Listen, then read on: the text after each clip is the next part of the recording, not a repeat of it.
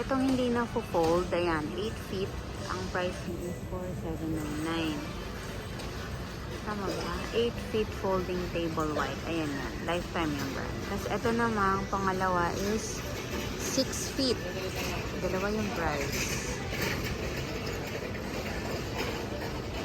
Yung sa black is 3,299.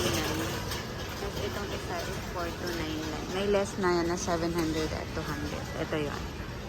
Sa conference table.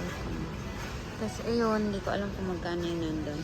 Ito yun. Ayan yung black. Ayan yung 3,299. Ayan, 6 feet. Tapos yung white, 4,299 na 6 feet. Okay. Tapos, ito, yung kagaya sa bahay. Yan yung 2,599. Kagaya sa bahay na natutupi. Tapos, meron din may handle na dito. Ito, 4 feet.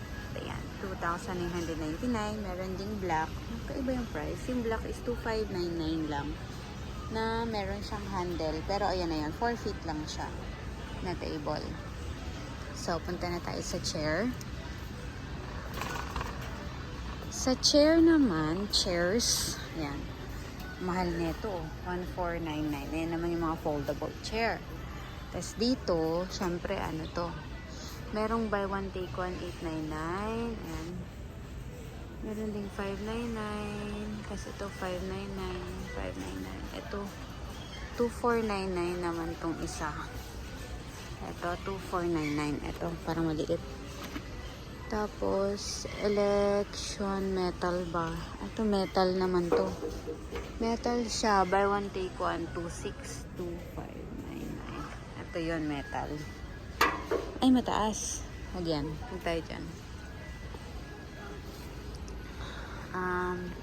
Ganda ng mga color. Ito, parang 350 ang isa. 280. Ayan. Yung mga design. Sa presyo naman nila, ayan. Sa presyo naman, sa mahal ng presyo. Hindi ko lang alam kung hindi pa yun matibay. Tingnan natin itong isa.